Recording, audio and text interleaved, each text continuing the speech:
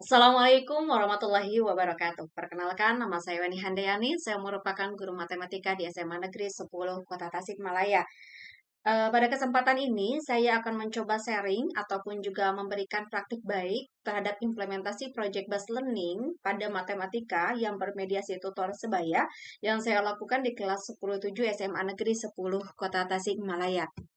Tentu latar belakang dari saya melakukan sebuah penelitian ini adalah bahwa harapan di perubahan kurikulum dari kurikulum 2013 menjadi kurikulum merdeka ini dipersiapkan sebagai strategi untuk memitigasi krisis pembelajaran.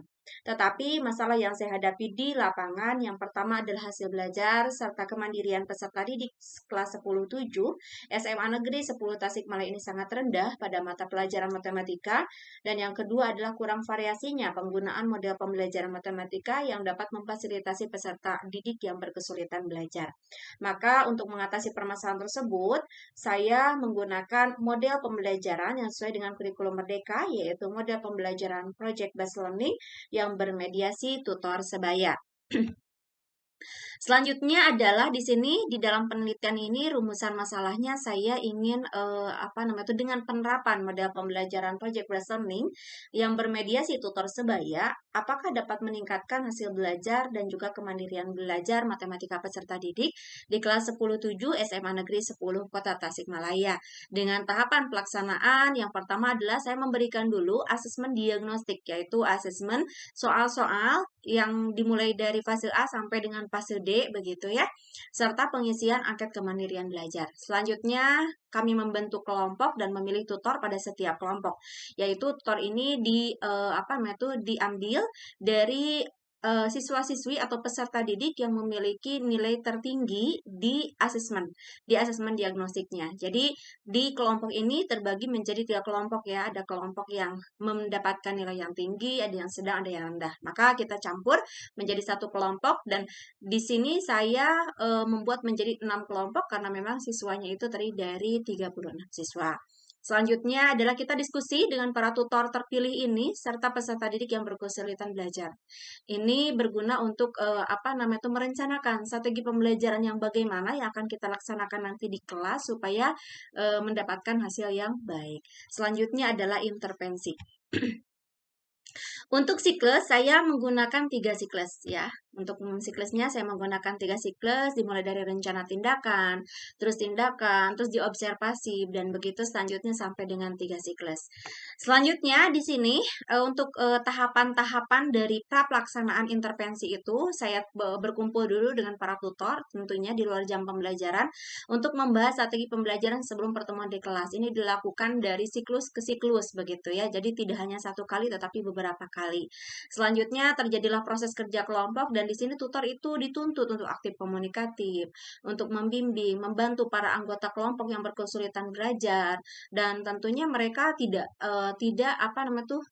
harus, atau bukan tidak harus, tidak diperkenankan untuk mendominasi ya. Salah satunya itu adalah ketika mereka melaksanakan atau mengerjakan proyek ataupun juga mempresentasi, mereka yang justru si para tutor ini harus membagi-bagi setiap kelompoknya supaya mereka itu semuanya ikut andil gitu ya, termasuk juga anak yang berkesulitan belajar ya. Selanjutnya adalah mempresentasikan hasil proyek di sini, dan tentu anak yang berkesulitan belajar harus tampil ke depan. Jadi apapun mereka sesuai dengan kemampuan mereka tentunya. Ini adalah produk-produk yang telah kami buat ya di semester 1 ini. Yang pertama adalah miniatur tangga, yang kedua adalah mengukur tiang bendera SMA Negeri 10 Kota Tasikmalaya dengan bantuan klinometer yang juga mereka buat sendiri dan mereka hitung begitu. Dan selanjutnya adalah membuat kado. Ya, ini adalah pada materi persamaan kuadrat. Oke, dari setiap pertemuan kan biasanya kalau untuk yang project itu terdiri dari berapa minggu gitu ya untuk penyelesaian project. Nah, dari setiap pertemuan ini ya, saya itu suka memberikan kepada mereka tes individu atau sebangsa kuis gitu ya, di mana bagi kelompok yang memiliki nilai rata-rata terbesar itulah kelompok yang terbaik.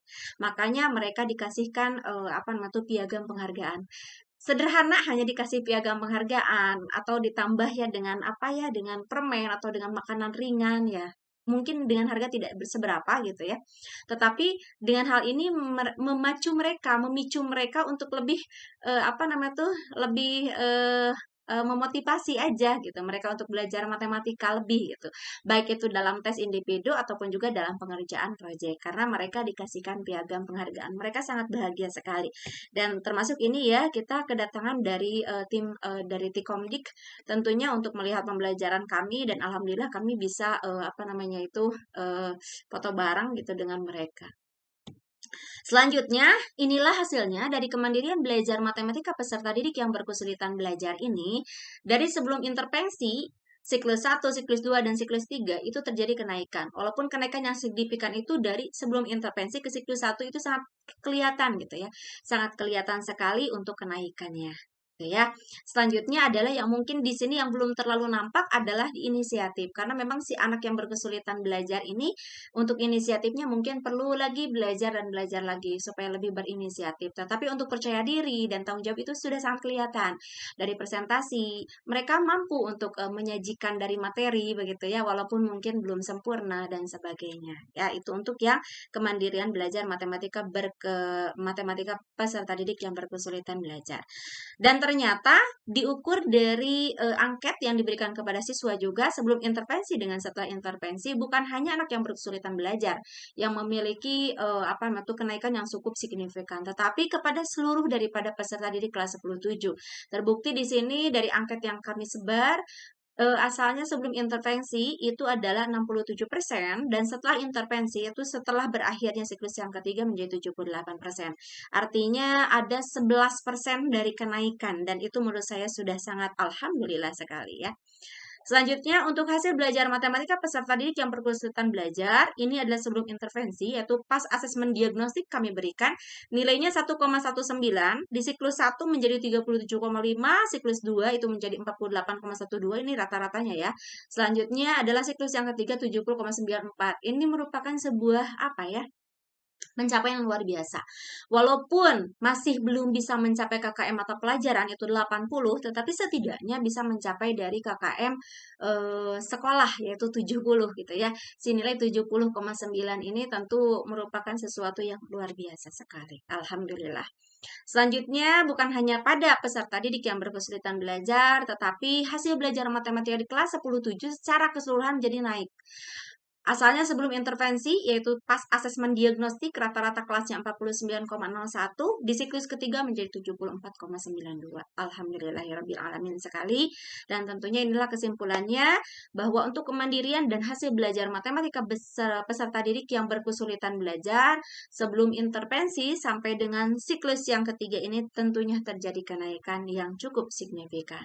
Oke, terima kasih banyak. Mudah-mudahan nanti kita bisa apa namanya itu sharing lagi kendala-kendala yang kita apa hadapi di lapangan dan tentunya dengan solusinya.